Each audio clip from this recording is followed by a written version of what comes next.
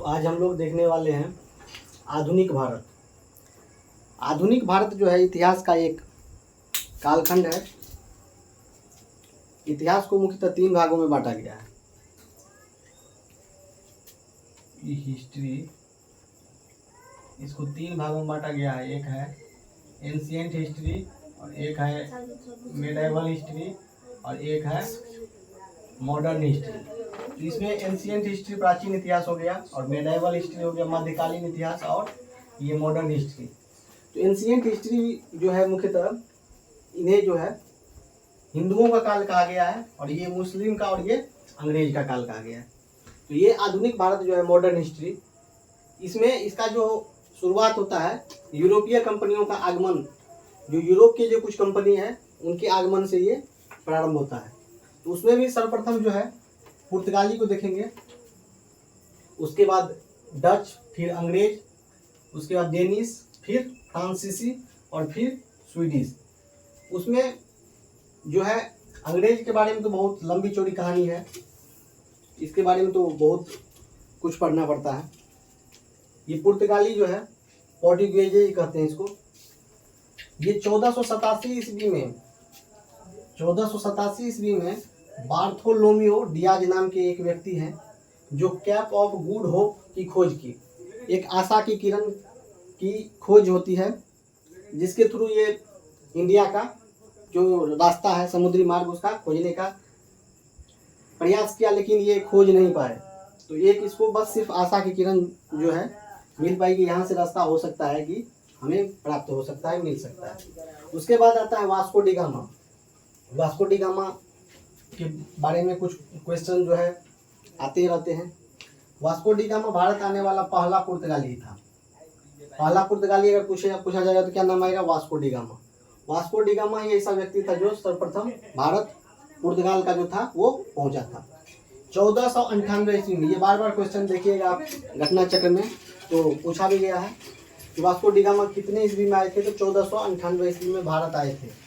तो कहाँ से आए थे? तो ये समुद्री रास्ता की खोज की थी, और 1498 में ये समुद्री रास्ता की खोज की और ये भारत पहुंचे थे। एक गुजराती जिसका नाम क्या है? अब्दुल मजीद, इसी के सहायता से ये भारत के पश्चिमी तट कालीकट बंदरगाह पर पहुंचा था। कौन? Vasco da Gama. Vasco da gamma पहला पुर्तगाली है जो कि 1498 ईस्वी में भारत के समुद्री रास्ता की खोज की, और ये गुजराती जो है अब्दुल मजीद, इसी के सहायता से ये भारत के पश्चिमी तट कालीकट बंदरगाह पर पहुंचा।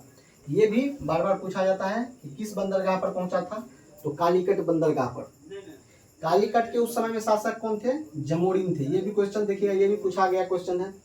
ये बार बार ये सब क्वेश्चन रिपीट किए गए हैं, ये सब पूछे जाते हैं। अलग अलग प्रकार के जो भी प्रतियोगिता परीक्षा होते हैं उसमें ये पूछा जाता है। तो ये कालीकट के जो शासक हैं जमोरिन ने इसका स्वागत किया था। स्वागत किया कि क्या किया उससे कोई मतलब नहीं है, लेकिन ये कौन है? जमोरिन। ये नाम हमको याद रखना पड़ेगा, जो कि उस समय में कालीकट के शासक थे। ये भी पूछा जा सकता था है कि 1498 ईस्वी में कौन शासक थे कालीकट के? तो जमोरिन थे। या वास्को डी गामा जब आया था भारत, उस समय में कालीकट के शासक के क्या नाम थे? तो जमोरिन शासक के नाम थे। और ये जो है वास्को डी गामा कहाँ पर पहुंचा था? तो कालीकट बंदरगाह पे पहुंचा था। कालीकट बंदरगाह कहाँ पे है? तो भारत के पश्चिमी तट पे है। भारत के साथ व्यापार से वास्को डी गामा को कितना लाभ हुआ? तो 60 गुना लाभ हुआ। यहाँ से जो कुछ लेकर के गए वो काली मिर्च, वो जो वहाँ पे उस समय में बेचे तो उसको 60 गुना लाभ हुआ। यहाँ पे अगर क्या कहते हैं वो 1 रुपया में खरीदे तो वहाँ पे 60 रुपया में बेचे, इतना इसको अधिक लाभ हुआ। उसके बाद जो है दूसरा पुर्तगाली आता है। पहला पुर्तगाली का क्या नाम हो गया? Vasco da gamma. दूसरा पुर्तगाली का क्या नाम है? Pedro Alvarez Cabral. ये भारत आने वाला दूसरा पुर्तगाली है, और ये कब आया? तो 1500 एडी में आया। मतलब एडी मतलब ईस्वी होता है, और बीसी अगर है तो वो ईसा पूर्व हो जाता है। मतलब ईसा मसीह के जन्म के से पहले के ईस्वी को क्या कहते हैं? बीसी कहते हैं, उसको बीसी कहते हैं। और एडी हो गया ईसा मसीह के जन्म के बाद की जो ये काल है उसको एडी कहते हैं। एडी को हिंदी में कहते हैं ईस्वी, और बीसी को ईसा पूर्व कहते हैं। तो ये हो गया पेड्रो अल्वारेज कैब्रल। ये दूसरा पुर्तगाली है। कब आया था? तो 1500 एडी में आया था भारत। और पहला Vasco da Gama. Vasco da gamma पहला पुर्तगाली है। 1503 ईस्वी में कोचीन, कोचीन कहाँ है? केरल में पुर्तगालियों ने पहली फैक्ट्री स्थापित की। पुर्तगाली जो है सबसे अपना पहला फैक्ट्री 1503 ईस्वी में कोचीन नामक जगह जो कि केरल में है, पुर्तगाली ने अपना पहला फैक्ट्री स्थापित किया। ये भी पूछा जा सकता है कि पुर्तगाली सर्वप्रथम अपना फैक्ट्री कहाँ पे लगाया था? तो 1503 ईस्वी में केरल में लगाया था, केरल में कोचीन नाम के जगह पे। फ्रांसिस्को डी अल्मेरा, उसके बाद ये है फ्रांसिस्को डी अल्मेरा, भारत में पहला पुर्तगाली गवर्नर, पहला पुर्तगाली गवर्नर के रूप में 1505 ईस्वी में आया। गवर्नर बनाया गया था किसको? फ्रांसिस्को डी अल्मेरा को। पहला पुर्तगाली गवर्नर का नाम पूछा जाएगा तो कौन होगा? Francisco de Almeida. उसके बाद फ्रांसिस्को डी अल्बुकर्क, ये है डी अल्मेरा और ये अल्बुकर्क। अल्बुकर्क भारत में दूसरा पुर्तगाली गवर्नर था। पहला पुर्तगाली गवर्नर का नाम फ्रांसिस्को डी अल्मेरा और दूसरा पुर्तगाली गवर्नर का क्या नाम है? Francisco de Albuquerque. भारत में पुर्तगाली साम्राज्य का वास्तविक संस्थापक किसको माना जाता है? फ्रांसिस्को डी अल्बुकर्क को। ये भी क्वेश्चन बार बार पूछा जाता है कि वास्तविक संस्थापक का नाम, जो पुर्तगाली जो आए थे उसका वास्तविक संस्थापक का नाम क्या नाम है? तो फ्रांसिस्को डी अल्बुकर्क। भारत में पुर्तगाली साम्राज्य का वास्तविक संस्थापक इसी को माना जाता है, किसको? फ्रांसिस्को डी अल्बुकर्क को। 1509 से 10 ईस्वी में इसने कृष्णदेव राय की सहायता से, किसकी सहायता से? कृष्णदेव राय की सहायता से बीजापुर के सुल्तान यूसुफ आदिल शाह को पराजित किया तथा गोवा पर अधिकार किया। क्या किया? गोवा पर अधिकार किया। फ्रांसिस्को डी अल्बुकर्क 1509-10 ईस्वी में कृष्णदेव राय की सहायता से, किसके सहायता से? कृष्णदेव राय की सहायता से बीजापुर के सुल्तान यूसुफ आदिल शाह, क्या नाम है? यूसुफ आदिल शाह को पराजित किया। इसको क्या किया? पराजित किया और गोवा पर अपना अधिकार जमा लिया। अब उसके बाद है 5वां नंबर में नीनो डी कुन्हा, ये थर्ड पुर्तगाली है गवर्नर। प्रथम किसको बनाया गया पुर्तगाली गवर्नर? फ्रांसिस्को डी अल्मेरा, पहला पुर्तगाली गवर्नर 1505 ईस्वी में। फ्रांसिस्को डी अल्बुकर्क को दूसरा पुर्तगाली गवर्नर बनाया गया और तीसरा नीनो डी कुन्हा को, किसको बनाया गया? नीनो डी कुन्हा, थर्ड पुर्तगाली गवर्नर। 1530 ईस्वी में गोवा को मुख्य केंद्र बनाया। ये 1530 ईस्वी में किसको बनाया? गोवा को मुख्य केंद्र बना दिया। अब उसके बाद देखिए, देखते हैं कुछ नीतियां। ये जो है पॉलिसी है, ये कुछ पॉलिसी है। नीले पानी की नीति, ये इंपॉर्टेंट पॉइंट है। नीले पानी की नीति, ब्लू वाटर पॉलिसी जो है, इससे प्रश्न पूछे जाते हैं। इसका क्या है? इस नीति का क्या मतलब है? अरब सागर, ये जो अरब सागर है उस पे एकाधिकार पुर्तगालियों का हो गया था। एक संपूर्ण अधिकार पुर्तगाली का ही था। किस पे? अरब सागर पे। अरब सागर में किसी भी गतिविधि, कोई भी प्रकार की गतिविधि, जैसे कोई मछली पालन कर रहा है या कुछ भी मछली निकाल रहा है या किसी भी प्रकार के वहाँ पे कोई भी बिजनेस है, कुछ भी है, तो उसके लिए उससे पूछना पड़ता था पुर्तगालियों से। अरब सागर में किसी भी गतिविधि के लिए पुर्तगालियों की अनुमति लेनी होती थी। यह नीति कौन लाया था? तो फ्रांसिस्को डी अल्मेरा लाया था। कौन लाया था? फ्रांसिस्को डी अल्मेरा लाया था नीले पानी की नीति। ब्लू वाटर पॉलिसी किसने लाया था? तो फ्रांसिस्को डी अल्मेरा। फ्रांसिस्को डी अल्मेरा ने ब्लू वाटर पॉलिसी, नीले पानी की नीति लाया था, जो कि दूसरा पुर्तगाली गवर्नर था। दूसरा पुर्तगाली गवर्नर फ्रांसिस्को डी अल्बुकर्क, और ये जो है फ्रांसिस्को डी अल्मेरा, अल्मेरा का नाम यहाँ पे दिया गया है, जो कि है क्या है? पहला पुर्तगाली गवर्नर है। फ्रांसिस्को डी अल्मेरा पहला पुर्तगाली गवर्नर है जो आया था। तो उसके बाद ब्लू वाटर पॉलिसी, नीले पानी की नीति लाया था। अब देखिए, कार्टेज किसको कहते हैं? कार्टेज है अरब सागर तथा हिंद महासागर को देखने अथवा इनमें कोई भी गतिविधि करने हेतु पुर्तगालियों द्वारा दिया जाने वाला अनुमति पत्र। ये जो है अरब सागर और हिंद महासागर को देखने, अगर उसको देखना चाहता है, कोई विजिट करना चाहता है या उसमें किसी भी गतिविधि के लिए कुछ भी करना चाहता है, तो पुर्तगालियों द्वारा जो दिया जाता था अनुमति पत्र कि हाँ चलिए आप देख सकते हैं, तो उसको कार्टेज कहते थे। तो उसको क्या कहते थे? कार्टेज। आर्मेडा या काफिला व्यवस्था क्या? इसके तहत भारतीय जहाजों को समुद्र में पुर्तगाली जहाज सुरक्षा प्रदान करती थी। ये जो है भारतीय अपने जहाजों की खुद सुरक्षा नहीं कर सकती है, इसके लिए आर्मेडा या काफिला व्यवस्था लाया गया था। इसके तहत भारतीय जहाजों को समुद्र में पुर्तगाली जहाज सुरक्षा प्रदान करते थे। कौन सुरक्षा प्रदान करते थे? आर्मेडा या काफिला व्यवस्था के तहत पुर्तगाली। काफिला व्यवस्था के तहत पुर्तगाली जो है भारत के जो जहाज अगर समुद्र में जा रहे हैं तो उसका क्या करेगा? वो सुरक्षा देगा उसको। अब उसके बाद देखिए कि पुर्तगाली जो भारत में आए उसका क्या प्रभाव पड़ा। तो पुर्तगाली जो आए सबसे पहले बड़े बड़े जहाज सबका क्या हो गया, निर्माण शुरू हो गया।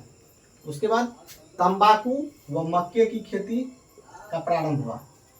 पुर्तगाली के आने से जो प्रभाव पड़ा, ये बड़े बड़े जहाज का निर्माण होने लगा। उसके बाद तंबाकू व मक्के की खेती प्रारंभ हो गई। उसके बाद भारत का पहला प्रिंटिंग प्रेस गोवा में स्थापित किया गया। कहाँ पे? 1556 ईस्वी में। कितने ईस्वी में? 1556 ईस्वी में भारत का पहला प्रिंटिंग प्रेस कहाँ पे स्थापित किया गया? गोवा में स्थापित किया गया। उसके बाद गौथिक शैली होता है, जो भवन सब जो बनाए जाते थे, ये एक तिकोना प्रकार का जो भवन बनाया जाता है उसी को कहते हैं गौथिक शैली। 1542 ईस्वी में पुर्तगाली पादरी संत जेवियर्स आए। 1542 ईस्वी में, कितने ईस्वी में? 1542 ईस्वी में आए पुर्तगाली पादरी। उसका क्या नाम था? संत जेवियर, जिसके नाम पे अभी बहुत जगह स्कूल भी चलता है। संत जेवियर्स के नाम पे बहुत सारे कॉलेज भी चलते हैं। वो प्रथम जो है पुर्तगाली पादरी जो कि भारत पहुंचे थे, उन्हीं का नाम संत जेवियर है। तो चलिए एक बार इसको फिर से एक बार रिवाइज कर लेते हैं, बस 15 से 20 सेकंड में। ये देखिए आधुनिक भारत है, मॉडर्न हिस्ट्री का जो शुरुआत होता है यूरोपीय कंपनियों के आगमन से होता है। उसमें पुर्तगाली, डच, अंग्रेज, डेनिश, फ्रांसीसी और स्वीडिश आते हैं। उसमें हम आज जो पढ़ रहे हैं उसका नाम है पुर्तगाली। पुर्तगाली का जो मुख्य जो भी पॉइंट है, बिंदु है, उसको अभी हम कवर किए हैं। 1487 में बार्थोलोम्यू डियाज नामक जो आदमी है, केप ऑफ गुड होप की खोज की। वास्को डी गामा के बारे में देखते हैं। उसके बाद वास्को डी गामा भारत आने वाला पहला पुर्तगाली था। 1498 ईस्वी में भारत के समुद्री रास्ता की खोज की थी। किसने की थी? Vasco da gamma. कितने ईस्वी में? तो 1498 ईस्वी में। एक गुजराती अब्दुल मजीद की सहायता से भारत के पश्चिमी तट कालीकट बंदरगाह पर पहुंचा था। कालीकट के शासक क्या नाम था उसका? जमोरिन, इसका जो कि स्वागत करते हैं। भारत के साथ व्यापार से वास्को डी गामा को कितने लाभ होते हैं? तो 60 गुना का लाभ होता है। पेड्रो अल्वारेज कैब्रल भारत आने वाला दूसरा पुर्तगाली, जो कि कितने ईस्वी में आते हैं? तो 1500 एडी में आते हैं। 1503 ईस्वी में कोचीन यानी केरल में पुर्तगालियों ने पहली फैक्ट्री स्थापित की। कितने ईस्वी में? 1503 ईस्वी में। फ्रांसिस्को डी अल्मेरा भारत में पहला पुर्तगाली गवर्नर, जो कि 1505 में बना था। ये कौन सा नीति लाया था? तो नीले पानी की नीति लाया था। उसके बाद फ्रांसिस्को डी अल्बुकर्क भारत में दूसरा पुर्तगाली गवर्नर। पहला पुर्तगाली गवर्नर है, क्या नाम है? Francisco de Almeida. और फ्रांसिस्को डी अल्बुकर्क दूसरा पुर्तगाली गवर्नर। भारत में पुर्तगाली साम्राज्य का वास्तविक संस्थापक किसको माना जाता है? तो फ्रांसिस्को डी अल्बुकर्क को माना जाता है। 1509 से 10 ईस्वी में इसने कृष्णदेव राय की सहायता से बीजापुर के सुल्तान यूसुफ आदिल शाह को पराजित किया तथा गोवा पर एकाधिकार प्राप्त कर लिया। उसके बाद नीनो डी कुन्हा आता है, जो कि तीसरा पुर्तगाली गवर्नर है। 1530 ईस्वी में गोवा को एक क्या बनाता है? मुख्य केंद्र बनाता है। उसके बाद कुछ नीति है जिसको कि हम देखते हैं। नीले पानी की नीति है, ब्लू वाटर पॉलिसी। अरब सागर पर एकाधिकार पुर्तगालियों का था। अरब सागर में किसी भी गतिविधि के लिए पुर्तगालियों की अनुमति लेनी होगी। कुछ भी करना है, कुछ भी प्रकार के जो वहाँ पे गतिविधि एक्टिविटी कुछ भी करना है, तो उसका क्या कहते हैं, अनुमति किसे लेना पड़ता था? तो पुर्तगाली से लेना पड़ता था। यह नीति फ्रांसिस्को डी अल्मेरा ने प्रारंभ की थी। कौन ये नीति प्रारंभ किया था? तो फ्रांसिस्को डी अल्मेरा। कार्टेज किसको कहते हैं? अरब सागर तथा हिंद महासागर को देखने अथवा इसमें कोई भी गतिविधि करने हेतु पुर्तगालियों द्वारा दिए जाने वाले अनुमति पत्र, जो अनुमति पत्र प्रदान किए जाते थे उसको कार्टेज कहते हैं। आर्मेडा या काफिला व्यवस्था किसको कहते हैं? इसके तहत भारतीय जो है जहाज को समुद्र में पुर्तगाली जहाज सुरक्षा प्रदान करती थी। उसके बाद देखिए पुर्तगालियों के आने के कुछ प्रभाव हैं। भारत में बड़े जहाज का निर्माण प्रारंभ किया गया। तंबाकू व मक्के की खेती प्रारंभ की गई। 1556 ईस्वी में भारत का पहला प्रिंटिंग प्रेस कहाँ पे लगाया गया? तो गोवा में स्थापित किया गया। गौथिक शैली स्थापत्य का प्रारंभ 1542 ईस्वी में गौथिक शैली स्थापत्य का प्रारंभ किया गया था। किसके बाद? पुर्तगालियों के आने के बाद। और 1542 ईस्वी में पहले पुर्तगाली संत जेवियर्स भारत आए थे। तो इस प्रकार जो है यह आधुनिक भारत का पुर्तगाल का जो है जो इतिहास है उसको समाप्त कर लिया। अब इसके बाद हम लोग डच को देखेंगे, अंग्रेज को देखेंगे, डेनिश, फ्रांसीसी और स्वीडिश को देखेंगे।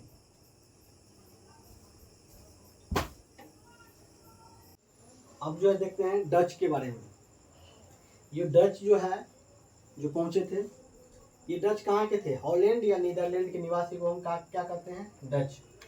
डच के निवासी, हॉलैंड या नीदरलैंड के जो निवासी आए थे उसको डच कहते हैं। कॉर्नेलिस दी हाउटमैन, क्या नाम है? कॉर्नेलिस दी हाउटमैन पहला डच यात्री। पहला डच यात्री जो भारत आया, कब आया? 1596 ईस्वी में। कॉर्नेलिस दी हाउटमैन, क्या नाम है? कॉर्नेलिस दी हाउटमैन जो है कि पहला डच यात्री जो कहाँ पे आया था? भारत आया था। कब आया था? तो 1596 ईस्वी में आया था। पहला डच यात्री जो कि भारत आया था उसका क्या नाम था? Cornelis the Houtman. Cornelis the Houtman जो है पहला डच यात्री है। और ये कब आया था? तो 1596 ईस्वी में आया था। 1602 ईस्वी में 1602 ईस्वी में डच ईस्ट इंडिया कंपनी की स्थापना हुई। डच ईस्ट इंडिया कंपनी की स्थापना कब हुई थी? 1602 ईस्वी में। कॉर्नेलिस दी हाउटमैन जो है, जो कि पहला डच यात्री है और भारत पहुंचा था। वो पहुंचा था कब? 1596 में। और 6 साल के बाद डच ईस्ट इंडिया कंपनी का स्थापना हुआ।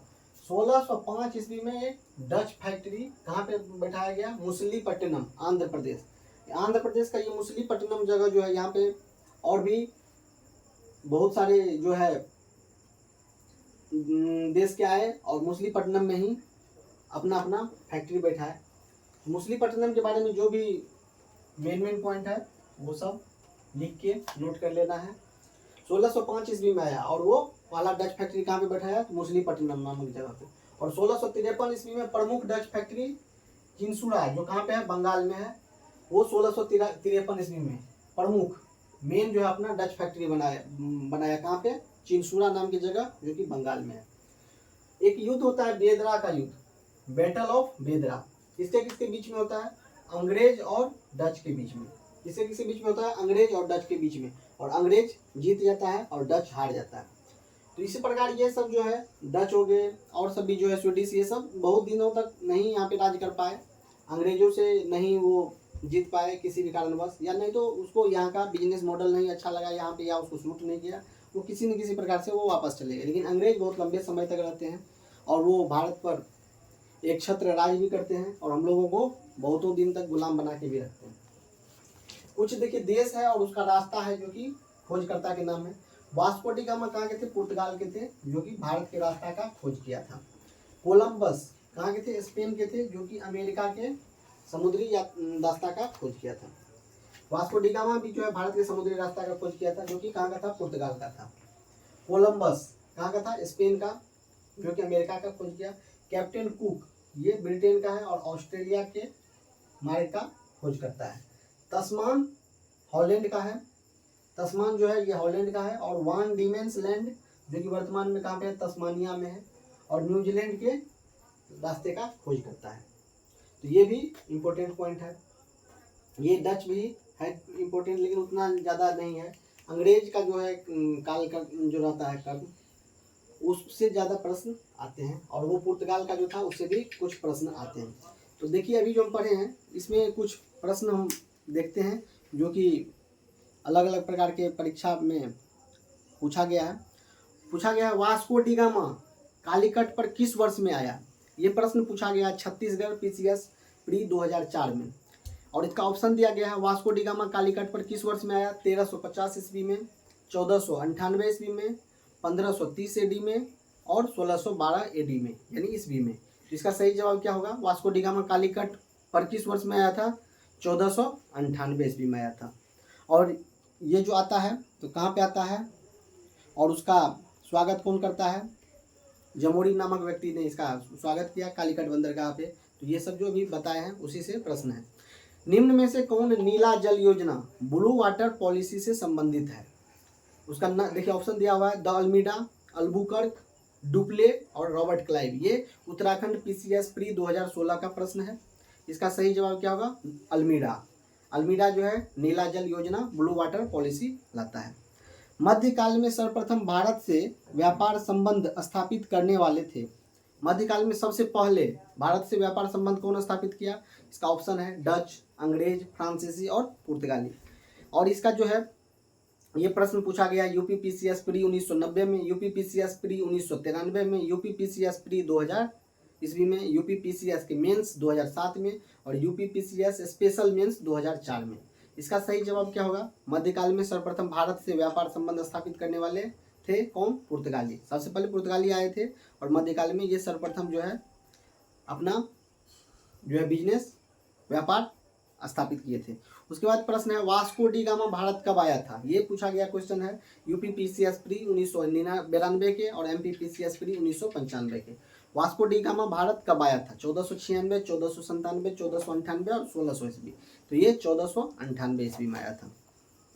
इसके बाद है पुर्तगाली उपनिवेश का प्रथम वायसराय भारत में कौन हुआ?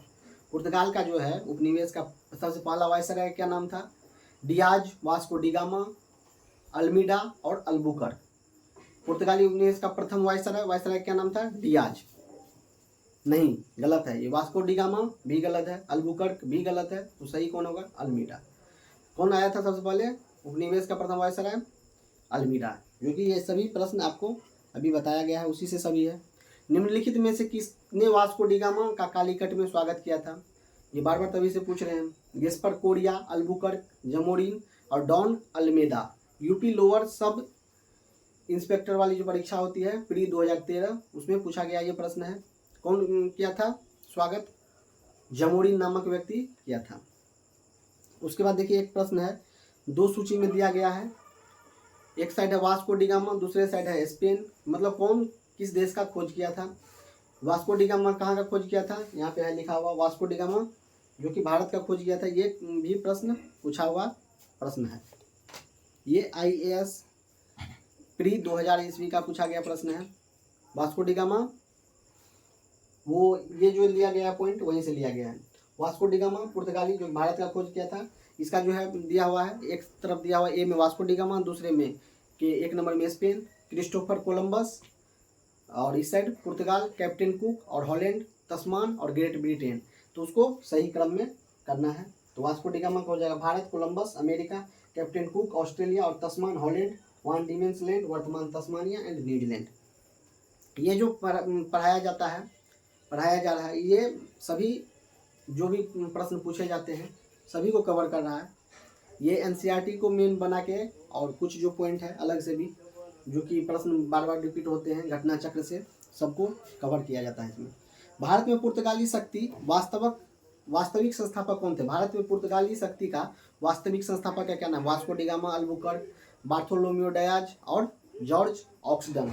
यूपी लोअर सब प्री 2003 में ये प्रश्न पूछा गया है। इसका सही जवाब क्या हो जाएगा? अल्बुकर्क। तो ये जो अभी जितना भी पढ़ाया गया उसी से ये सभी प्रश्न पूछे जा रहे हैं। पुर्तगालियों ने भारत में निम्नलिखित में से किस स्थान पर प्रथम दुर्ग का निर्माण किया था? इसका हो जाएगा कोचीन में। तो इस प्रकार ये जो है प्रश्न रिपीटेड होते हैं। जितने भी पॉइंट हैं मेन पॉइंट को अगर आप याद रखते हैं, फैक्चुअल जो भी पॉइंट हैं, तो सभी प्रश्न बनेंगे ही बनेंगे। और इसके बावजूद भी आप घटना चक्र को देख सकते हैं जहाँ से कि प्रश्न पूछे जाते हैं।